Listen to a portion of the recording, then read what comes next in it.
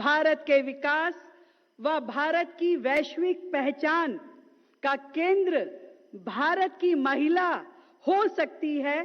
इस नव विचार के साथ देश को निरंतर आगे बढ़ाने का काम कर रहे हमारे भारत के माननीय प्रधानमंत्री श्री नरेंद्र मोदी जी का मैं दिल की गहराई से आज के इस आयोजन में स्वागत करती हूं। मंच पे उपस्थित हमारी केंद्रीय महिला कल्याण एवं बाल विकास मंत्री दीदी अन्नपूर्णा जी, एमओएस सावित्री ठाकुर जी और महिला आयोग, राष्ट्रीय महिला आयोग की अध्यक्ष विजया राहटकर जी और देश के कोने कोने से इस नारी शक्ति वंदन अधिनियम का समर्थन करने दिल्ली पहुंची आप सभी नारी शक्ति को भी मेरा बहुत बहुत प्रणाम।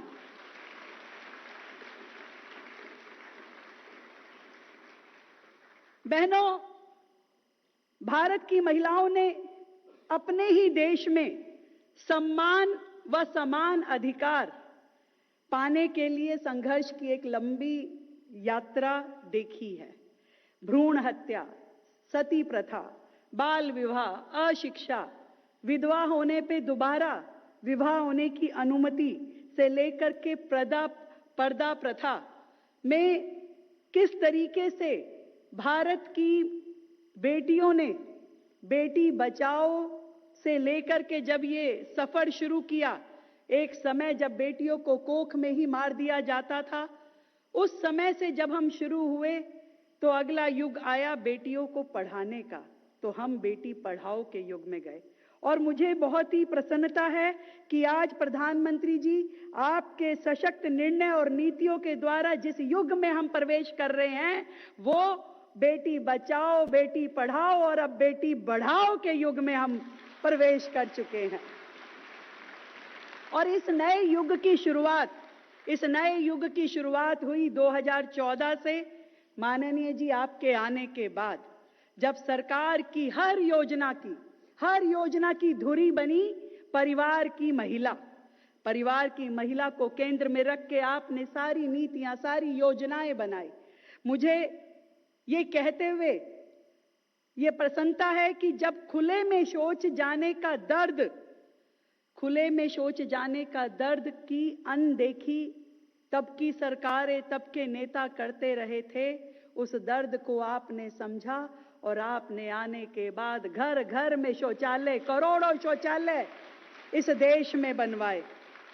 जब धुएं में गृहिणियां घुट घुट के जी रही थी, उनकी आंखें, उनके फेफड़े उस धुएं के कारण खराब हो रहे थे, उनका जीवन नरक था, तब आपने उज्ज्वला जैसी योजना ला करके उन बहनों को जीवन जीने की सरल राह दिखाई। प्रधानमंत्री जी, हम सब जितने लोग यहाँ बैठे हैं, हमने हमेशा अपनी माओं को अपनी सेविंग, छोटी छोटी सेविंग को कहीं चावल के डब्बे में, कहीं दाल के डब्बे में रखते हुए देखा। पर आपके आने के बाद करोड़ों जनधन खातों के माध्यम से महिलाएं देश की मुख्य धारा इकोनॉमी में जुड़ी, उनके खाते खुले, उनके खातों में पैसे डाले गए। स्वास्थ्य की राह में, शिक्षा के क्षेत्र में, पोषण, रोजगार से जुड़े सैकड़ों निर्णय लेकर के आपने महिलाओं को स्वस्थ और सम्मानपूर्ण जीवन की व्यवस्था आपके द्वारा की गई। आपने ही देश की बेटियों को सेना में आने का मौका दिया। अब बेटियां फाइटर जेट भी चलाती हैं। और केवल पोस्ट नहीं दी, आपने देश की बेटी पे विश्वास करते हुए ऑपरेशन सिंदूर जैसे महत्वपूर्ण मिशन को लीड करने का मौका दिया, जिम्मेदारी दी।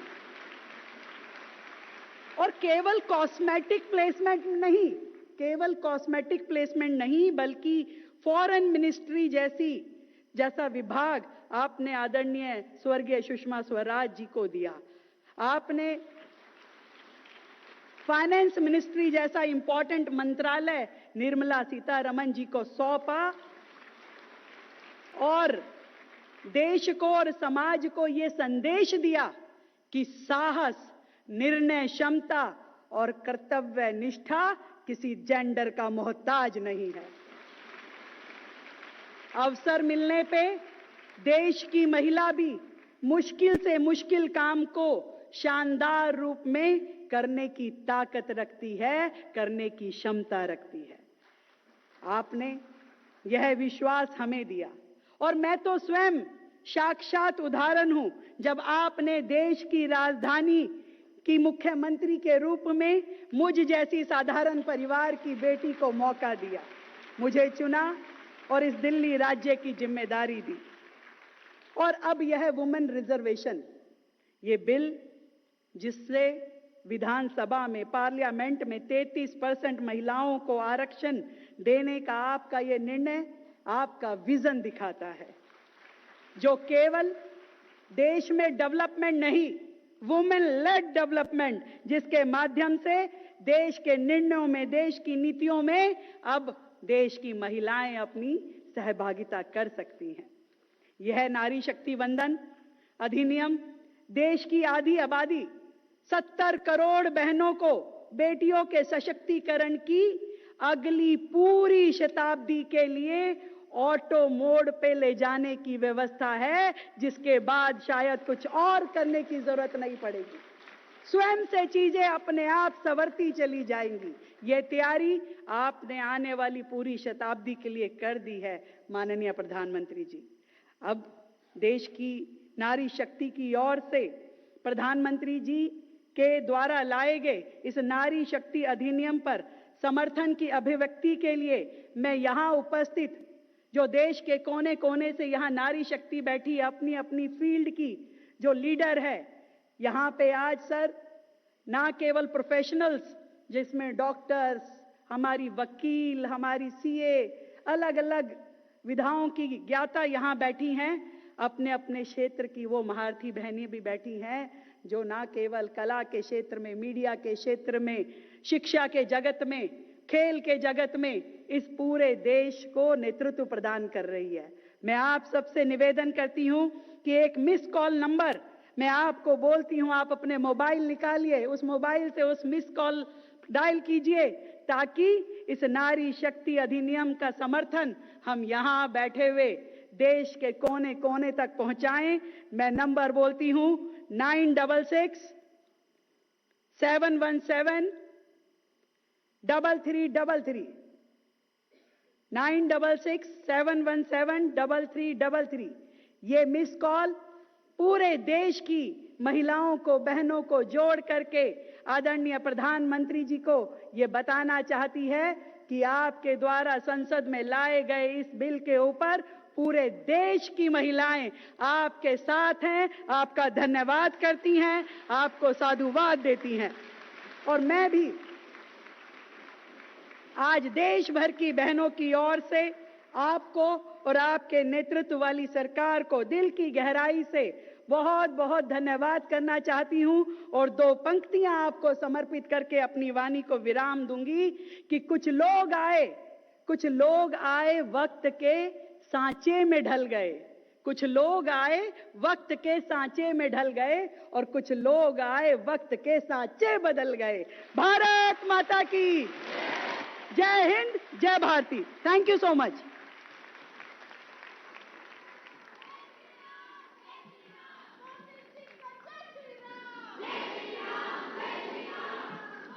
आपके प्रेरक उद्बोधन के लिए आपका हार्दिक आभार माननीय मुख्यमंत्री जी।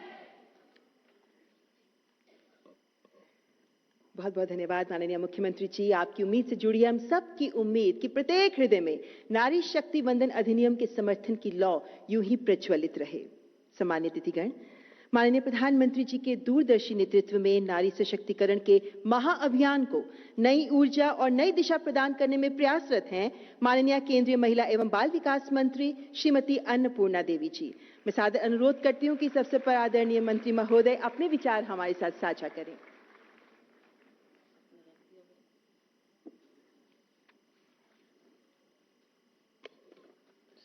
सभी को नमस्कार।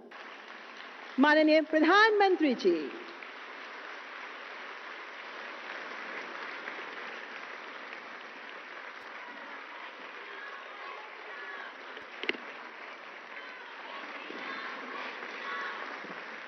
मंच पर विराजमान दिल्ली की लोकप्रिय मुख्यमंत्री श्रीमती रेखा गुप्ता जी, केंद्रीय मंत्री श्रीमती अन्नपूर्णा देवी जी, श्रीमती सावित्री ठाकुर जी, राष्ट्रीय महिला आयोग की चेयरपर्सन श्रीमती विजया रहाटकर जी, यहां आप सबके बीच भी कई वरिष्ठ लोग बैठे हैं, सांसद है, विधायक है, हमारे लोकसभा के पूर्व स्पीकर आदरणीय मीरा कुमार जी भी हमारे बीच है।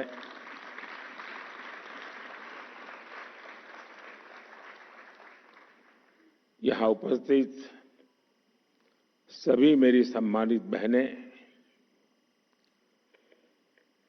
इस समय देश में बैसाखी के पर्व की उमंग है। कल देश के अलग अलग हिस्सों में नववर्ष भी मनाया जाएगा। मैं आज जलियांवाला बाग नरसंहार के वीर बलिदानियों को भी श्रद्धांजलि देता हूं। साथियों, देश की विकास यात्रा के इन अहम पड़ावों के बीच भारत 21वीं सदी के सबसे बड़े निर्णयों में से एक निर्णय लेने जा रहा है।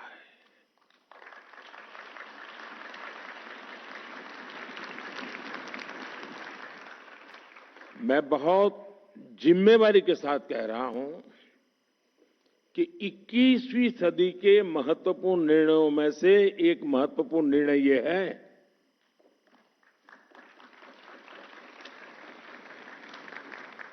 ये निर्णय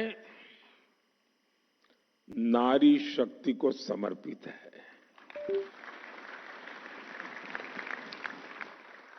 नारी शक्ति वंदन को समर्पित है।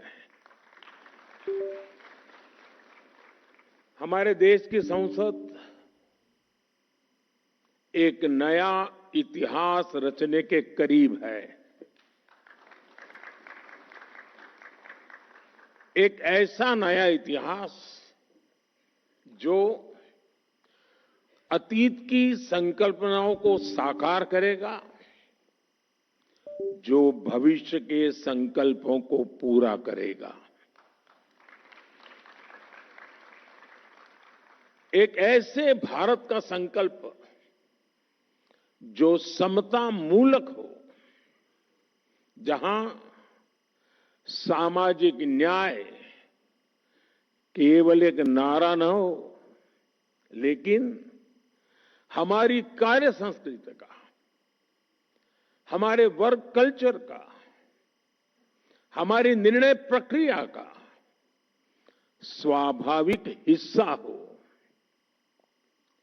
साथियों, राज्यों की विधानसभाओं से लेकर देश की संसद तक दशकों की प्रतीक्षा के अंत का समय 16, 17, 18 है।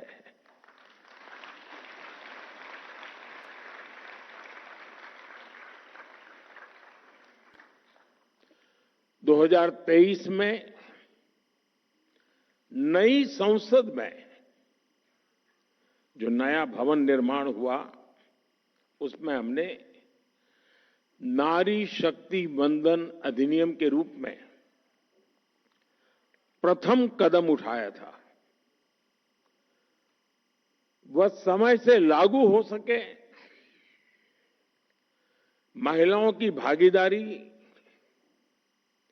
हमारे लोकतंत्र को मजबूती दे, इसके लिए 16 अप्रैल से संसद के बजट सत्र की विशेष बैठक का आयोजन होने जा रहा है और उसके पहले आज नारी शक्ति वंदन का ये कार्यक्रम, मैं इसके लिए इस कार्यक्रम के जरिए हमें देश की कोटि कोटि माता बहनों का आशीर्वाद मिल रहा है और मैं इस कार्यक्रम में आपको कोई उपदेश देने नहीं आया हूं, न ही मैं आपको जगाने आया हूं। मैं आज आया हूं आप सबके, देश की कोटि कोटि माताओं बहनों के आशीर्वाद लेने के लिए।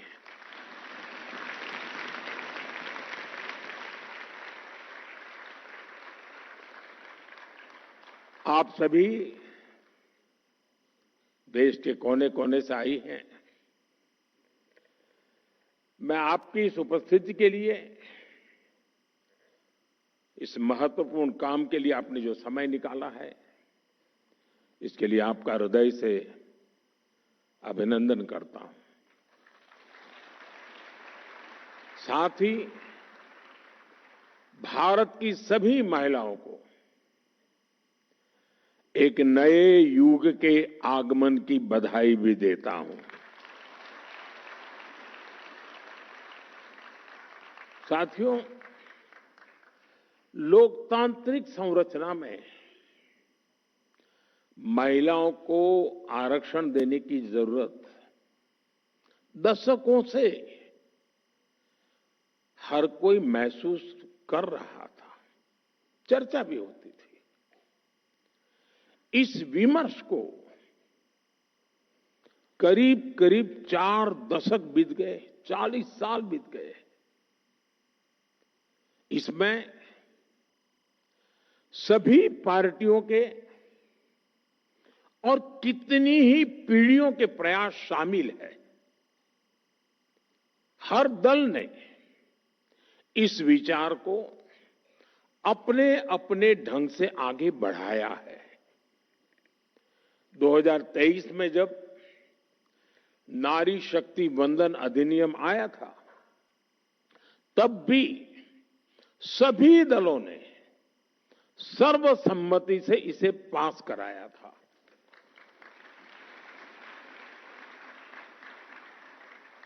और तब एक सुर में ये बात भी उठी थी कि इसे हर हाल में 2029 तक लागू हो जाना चाहिए। ये बात सबने कही थी।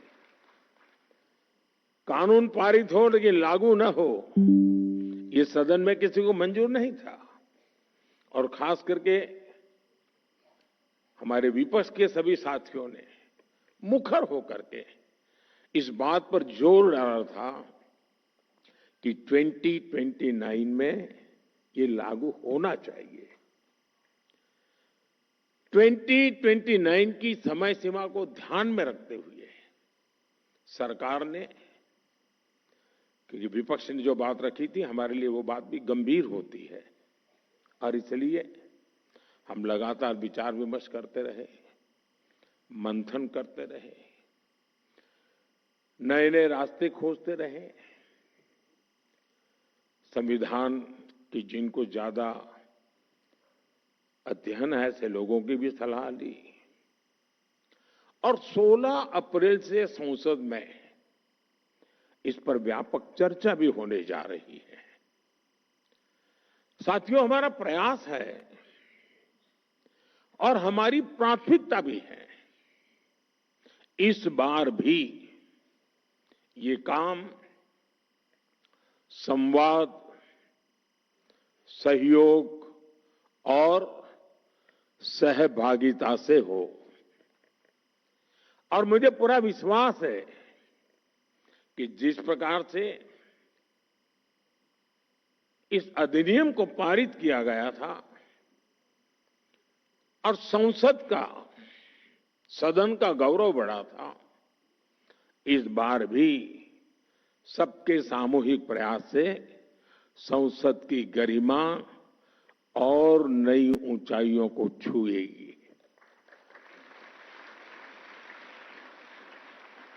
देश की हर नारी को भी अच्छा लगेगा कि हर दल ने राजनीति से ऊपर उठकर उनके हित में ये महत्वपूर्ण निर्णय लिया है, काम किया है। वैसे मैं देख रहा हूं, बीते कुछ दिनों से देश भर में महिलाएं मुखर होकर इस विषय पर बात कर रही है। व्यापक रूप से एक डिबेट चल रहा है और लोकतंत्र की एक बहुत बड़ी ताकत है। विधानसभा और लोकसभा पहुंचने में उनके सपनों को, आप सबके सपनों को नए पंख मिलने जा रहे हैं।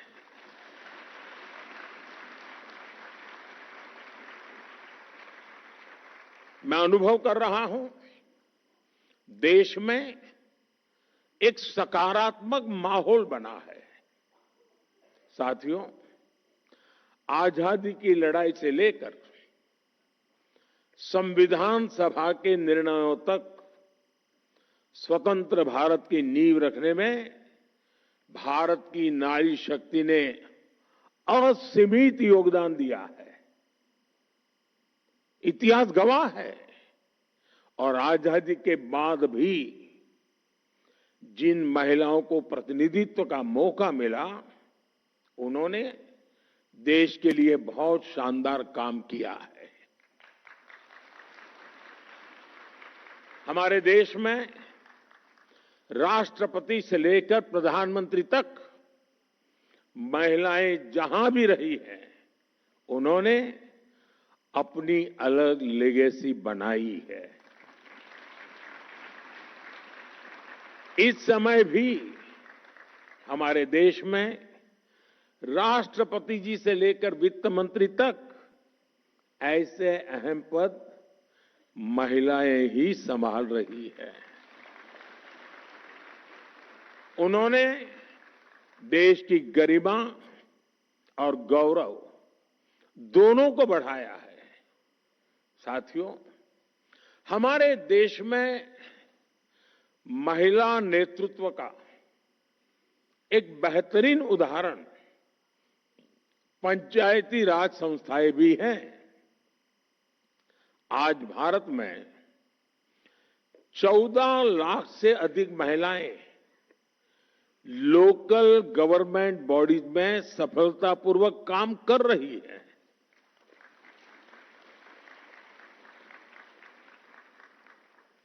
लगभग 21 राज्यों में तो पंचायतों में उनकी भागीदारी करीब करीब 50% तक पहुंच चुकी है। और मैं जब विदेश के मेहमानों से कभी इस विषय पे बात करता हूं, ये आंकड़ा सुनते उनका मुंह खुला रह जाता है। उनको आश्चर्य होता है। साथियों, ये कोई साधारण बात नहीं है। लाखों महिलाओं की राजनीति और सामाजिक जीवन में ये सक्रियता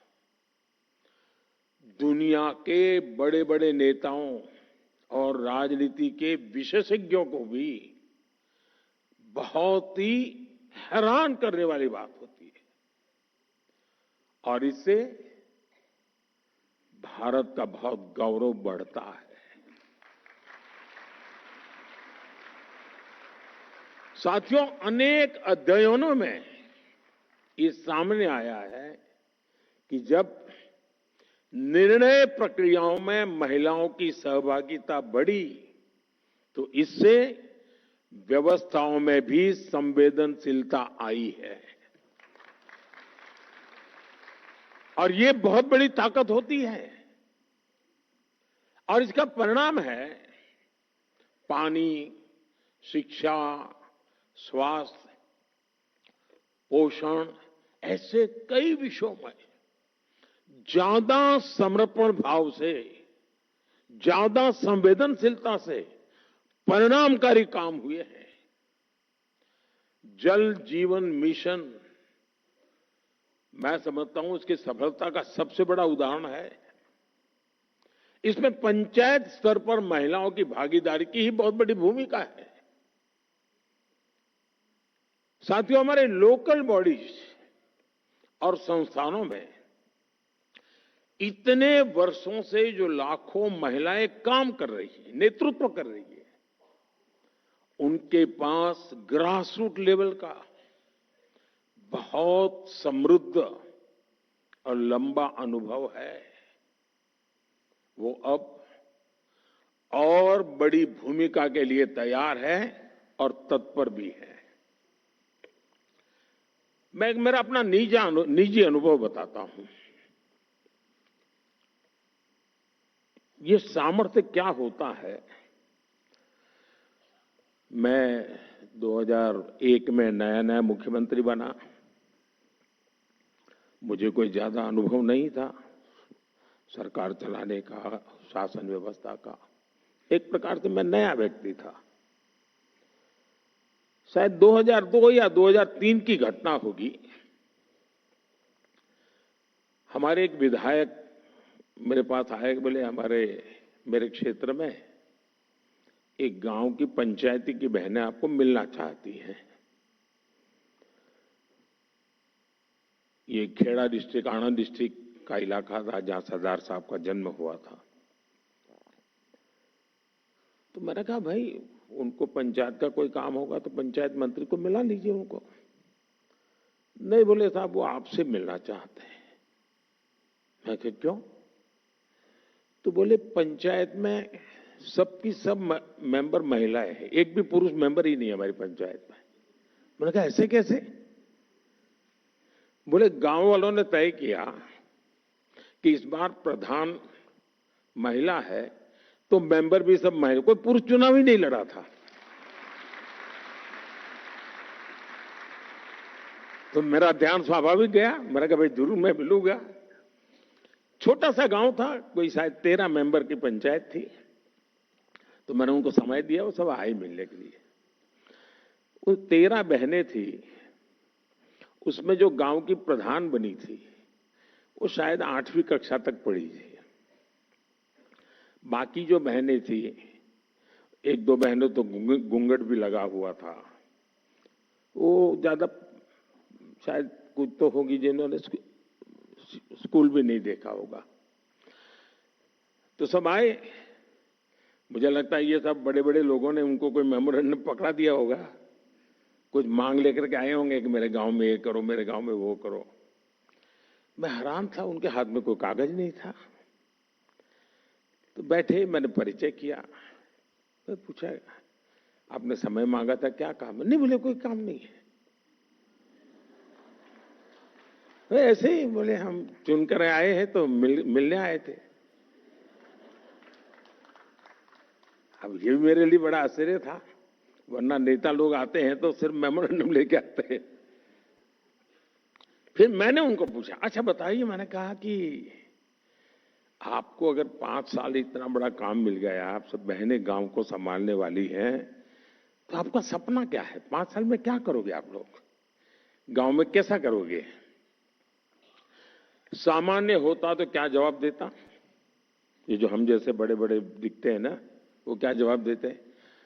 स्कूल बना लेंगे, अस्पताल बना देंगे, रोड बना देंगे, ऐसे ही जवाब देते। उस दिन 8वीं कक्षा पढ़ी हुई इस प्रधान ने और उसके साथ आई हुई महिला मेंबर्स ने मुझे जो जवाब दिया, वो शायद दुनिया का बड़े से बड़ा अर्थशास्त्री नहीं दे सकता है। और वो बात आज भी मेरे लिए एक लेसन की तरह है। मैं सीएम बना, पीएम बना, लेकिन उस पंचायत की महिलाओं की वो बात मेरे लिए आज भी मार्गदर्शक है। आपको आश्चर्य होगा ऐसा क्या जवाब दिया होगा। जब मैंने उनको पूछा क्या करेंगे आप, 5 साल आपको मिले हैं, गांव ने आपको नहीं बढ़ाया था, तब उन्होंने मुझे जवाब दिया साहब एक इच्छा है। मैंने कहा क्या, और वो जवाब आज भी मेरे कानों में गूंजता रहता है।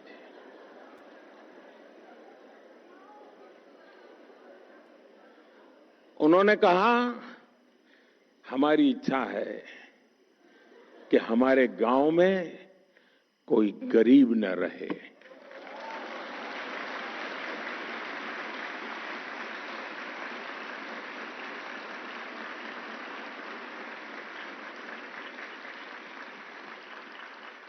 बड़े से बड़े अर्थशास्त्रियों के लिए भी इससे बड़ा कोई संदेश नहीं हो सकता है। यह अपने आप में मेरे लिए एक बड़ा सुखद अनुभव था और वो आज भी शब्द मेरे कानों में गूंजते रहते हैं। और इसलिए जमीन से जुड़े हुए अनुभव से जो वाणी निकलती है ना, वो वेद वाक्य बन जाता है।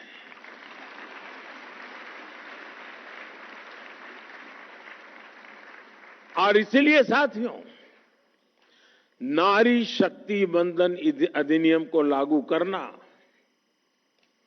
ऐसी सभी महिलाओं के जीवन का बहुत बड़ा अवसर बनने जा रहा है। अब पंचायत से आगे बढ़कर पार्लियामेंट पहुंचने का उनका सफर और आसान होने जा रहा है। साथियों, आज विकसित भारत की हमारी यात्रा में महिलाओं की भूमिका और भी अहम हो गई है। मुझे संतोष है कि 2014 में आप सबने, देशवासियों ने हमें यहां सेवा करने का अवसर दिया है और तब से लेकर अब तक हमारी सरकार ने महिलाओं के जीवन चक्र के हर पड़ाव के लिए योजनाएं बनाई, उन्हें सफलतापूर्वक लागू किया। आज पहली सांस से लेकर आखिरी सांस तक हमारी सरकार कोई न कोई योजना लेकर के भारत की बहन बेटियों की सेवा में हाजिर है।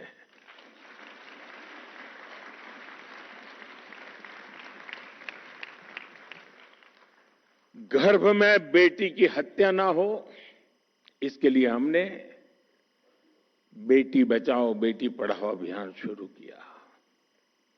गर्भ की अवस्था में मां को सही पोषण मिले, इसके लिए हर गर्भवती मां को मातृ वंदना योजना के तहत 5,000 रुपए की आर्थिक मदद दी। जन्म के बाद बेटी को पढ़ाई में मुश्किल ना हो, इसके लिए ज्यादा से ज्यादा ब्याज मिले, ऐसी सुकन्या समृद्धि योजना शुरू की। बेटी को गंभीर बीमारी से बचाने के लिए बचपन में उसे सही समय पर टीके लगते रहे, इसके लिए मिशन इंद्रधनुष शुरू किया।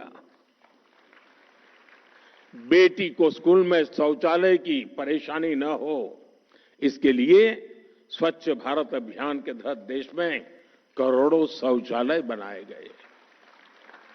बेटी को पीरियड्स के दौरान परेशानी ना हो, इसके लिए लगभग मुफ्त में सैनिटरी नैपकिन देने का अभियान शुरू किया गया।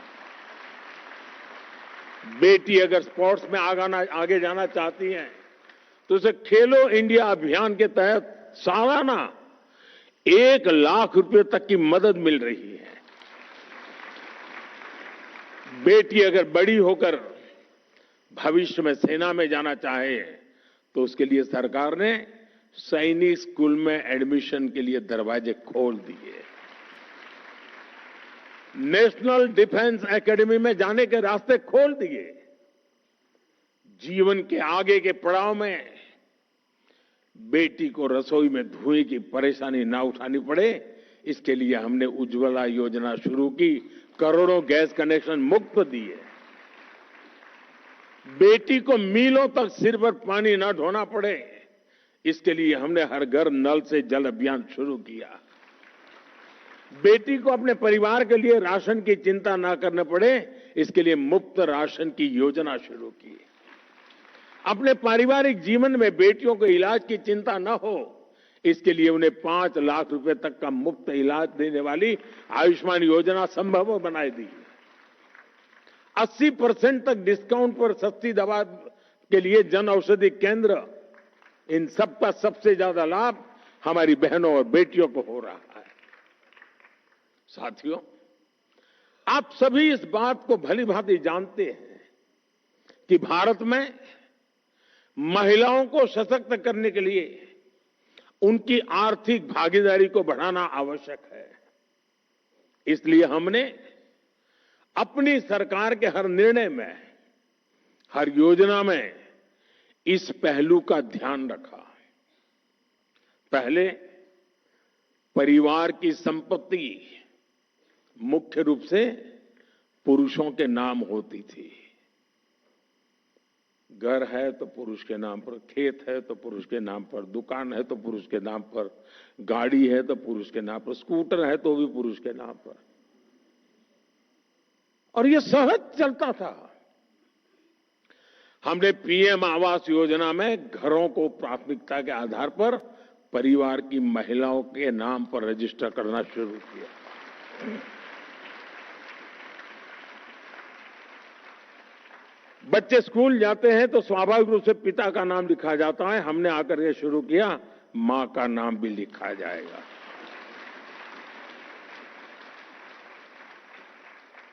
बीते 11 साल में इस निर्णय का लाभ 3 करोड़ से ज्यादा महिलाओं को अपने घर का नाम, घर खुद के मालकिन बनी है।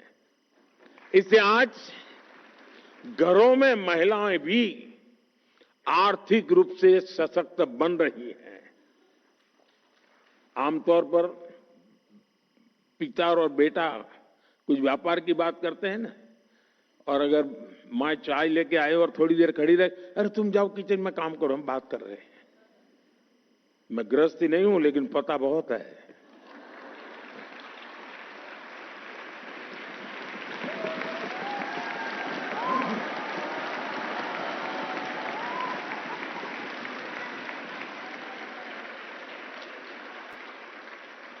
लेकिन अब जब वो आर्थिक ताकत बनी है ना, तो बेटा भी कहता है, अरे जरा मम्मी को बुलाइए ना बातचीत में, उनको बुलाइए ना।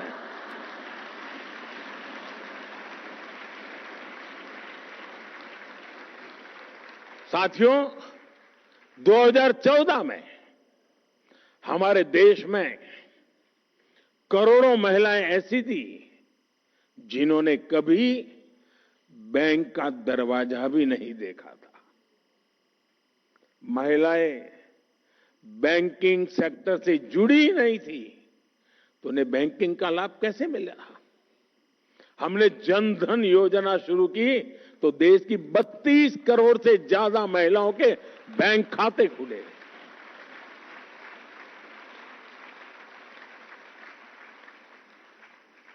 मैं जब गुजरात में था तो एक निर्णय मुझे बड़ा शुरुआत में बड़ी कठिनाई हुई थी। गुजरात में कोऑपरेटिव डेयरी का बड़ा साम्राज्य है, बहुत बड़ा काम हो रहा है, और पशुपालन का ज्यादातर काम हमारी माताएं बहनें करती हैं। वो दूध भरने के लिए जाती हैं और फिर वो पैसे हफ्ते के बाद वो देते हैं, तो पुरुषों के देते थे पैसे। मैं जब मुख्यमंत्री बना, मैंने कहा मैं नहीं दूंगा पुरुषों को।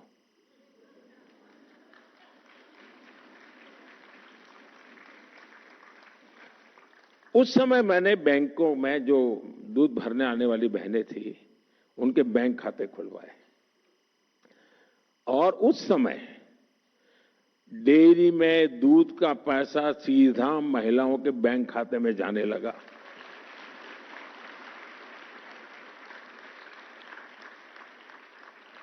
साथियों, आज हमारी बेटियां नए नए बिजनेस में अपनी पहचान बना रही है।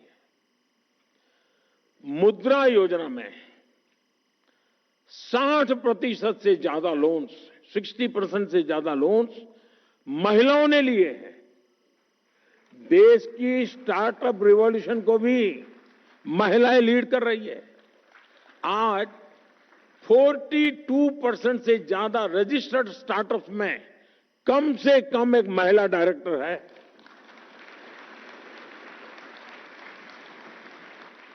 महिलाओं के करियर पर प्रभाव ना पड़े, इसके लिए हमने मैटरनिटी लीव को भी बढ़ाकर 26 हफ्ते कर दिया है। दुनिया के समृद्ध देशों में भी ये सुविधा नहीं है। जब मैं उनको बताता हूं तो आंखें फट जाती हैं इनकी। साथियों, आपको याद होगा कुछ साल पहले देश ने स्किल इंडिया मिशन लॉन्च किया था। हमने वोकेशनल ट्रेनिंग प्रोग्राम शुरू किए थे। आज उसका परिणाम हम हजारों ड्रोन दीदी के जरिए हो रही कृषि क्रांति के रूप में देख रहे हैं। मैं एक बार ये जो ड्रोन दीदी है उनके साथ वीडियो कॉन्फ्रेंस पे बात कर रहा था।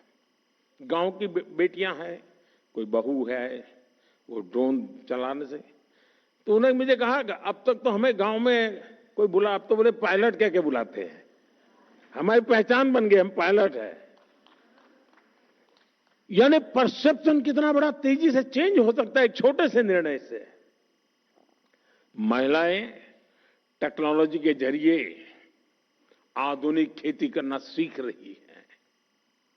आपको ये जानकर खुशी होगी कि पिछले 11 साल में करीब 10 करोड़ महिलाएं स्वयं सहायता समूहों से जुड़ी हैं।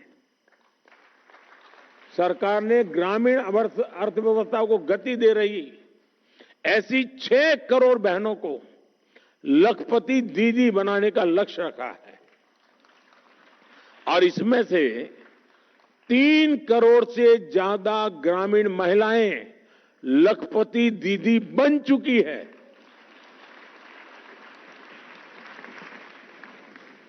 और जो विमेन सेल्फ हेल्प ग्रुप है उनको बैंकों से पैसा मिलता है काम के लिए।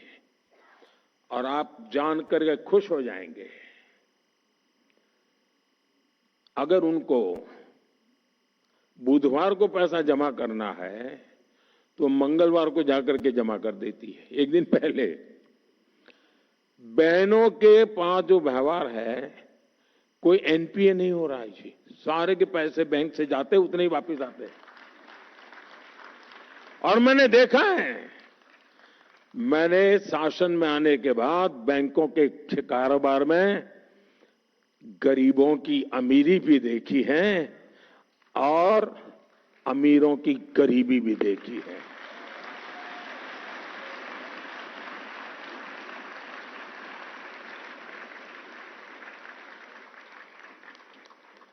इतना ही नहीं साथियों, ये हमारी माताएं बहनें वोकल फॉर लोकल की ब्रांड एम्बेसडर बन रही हैं। बहनों, विमेन लेड डेवलपमेंट के विजन की बहुत बड़ी सफलता यह है कि इसने महिलाओं के प्रति पुरानी सोच को चुनौती दी है। अब G20 समिट हमारा जब चल रहा था, हम चेयर कर रहे थे, दुनिया के देशों को मुझे समझाना पड़ा था कि विमेन डेवलपमेंट और विमेन लेड डेवलपमेंट में क्या अंतर होता है। दुनिया का बहुत बड़ा वर्ग विमेन डेवलपमेंट तक सहमत था, विमेन लेड डेवलपमेंट के लिए मुझे ताकत लगानी पड़ी थी और हमें सफलता मिली थी। इस सोच का परिणाम है कि आज महिलाएं उन सेक्टर्स में भी बुलंदियों को छू रही हैं जहां कभी पुरुषों का एकाधिकार माना जाता था। आज हमारी बेटियां फाइटर पायलट बनकर आसमान की बुलंदियां छू रही हैं। आज भारत में विश्व के किसी भी देश की तुलना में, यह आंकड़ा भी आपको खुश कर देगा, विश्व के किसी भी देश की तुलना में महिला पायलटों का प्रतिशत सबसे अधिक हिंदुस्तान में है।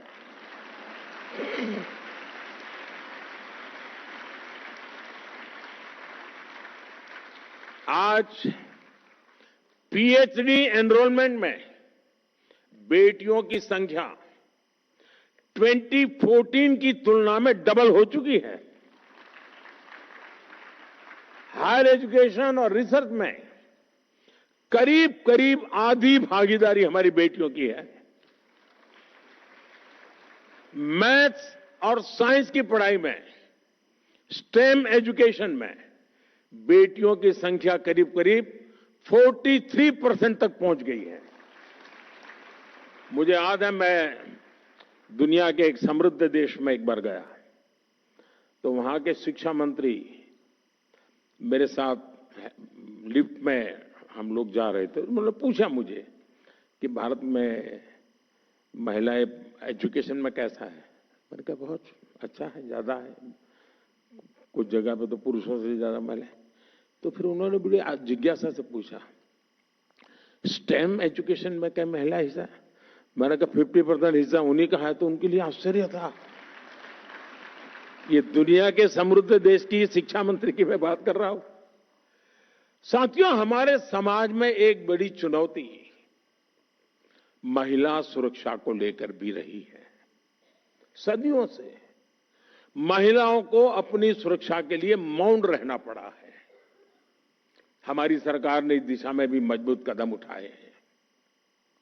न्याय व्यवस्था अधिक संवेदनशील बने, निर्णय प्रक्रिया तेज हो, इसके लिए हमने कानूनी बदलाव तो किए ही हैं, साथ ही फास्ट ट्रैक विशेष अदालतों की स्थापना भी की गई है।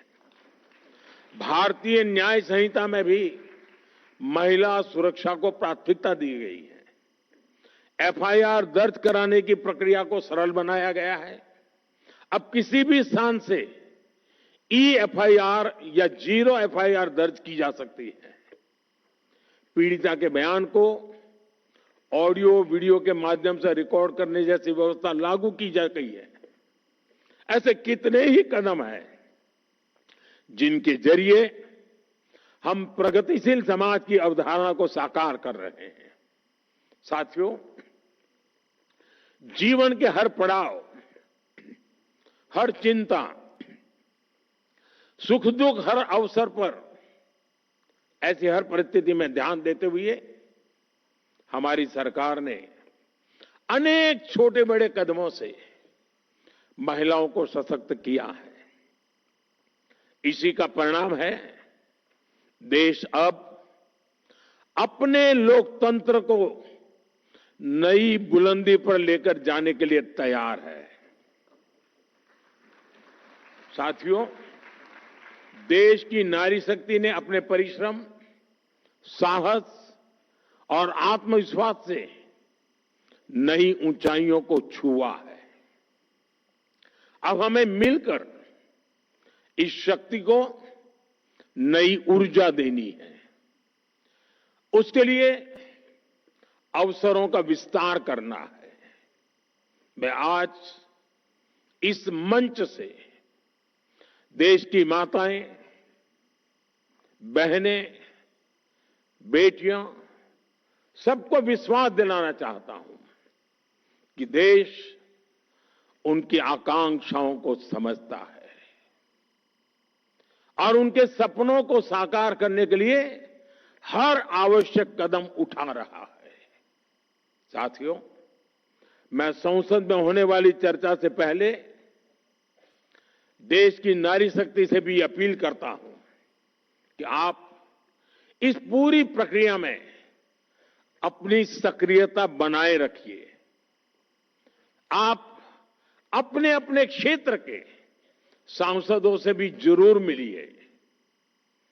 देश की महिलाएं अपने सांसदों से अपना पक्ष रखें, अपनी अपेक्षाएं उन्हें बताएं और जिस दिन वो सदन में आने के लिए अपने यहां से निकले तो जरा फूलमालाएं देकर के उनको विदाई भी दीजिए।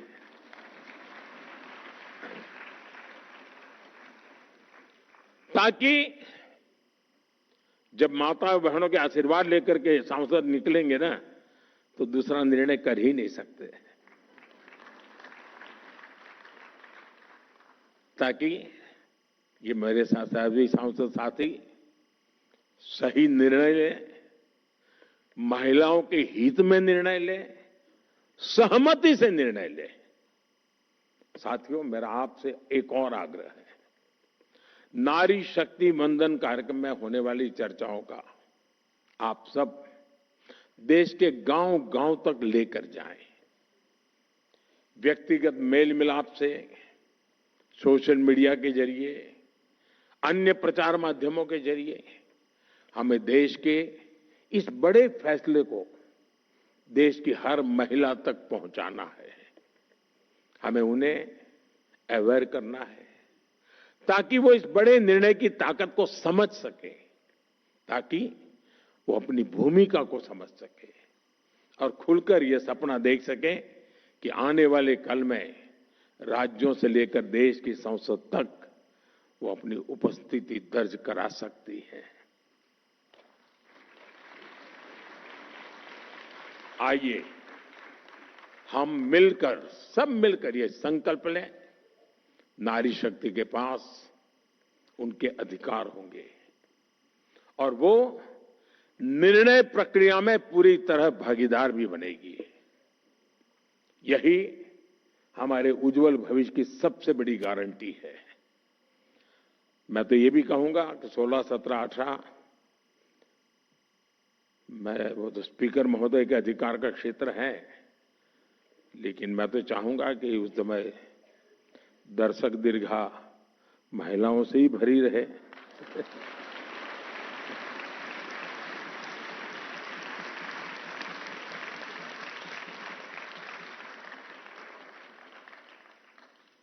एक उत्सव का माहौल बनेगा पूरे देश में और ये दल वो दल वाला विषय नहीं रहने वाला है। कौन जीता, कौन हारा, किसने किया, किसने सब, सारा क्रेडिट देश की मातृशक्ति को है, सारा क्रेडिट देश की संसद को है, सारी क्रेडिट हिंदुस्तान के सभी राजनीतिक दलों को है, सारी क्रेडिट पिछले 3-4 दशक से लगातार जो काम कर रहे हैं सबको क्रेडिट है। ये सबका है, सबके सहयोग से है और सबकी भलाई के लिए है। इसी विश्वास के साथ आप सबने इतना समय निकाला, इतना उमंग उत्साह के साथ इस कार्यक्रम में शरीक हुए। मैं हृदय से आपका बहुत बहुत अभिनंदन करता हूं, आभार व्यक्त करता हूं। बहुत बहुत धन्यवाद। आपका कोटि कोटि आभार माननीय प्रधानमंत्री जी, आपके उत्प्रेरक उद्बोधन के लिए हृदय से आभारी हैं। 2029 तक नारी शक्ति वंदन हो लागू, समस्त नारी शक्ति की बुलंद आवाज है। आइए एक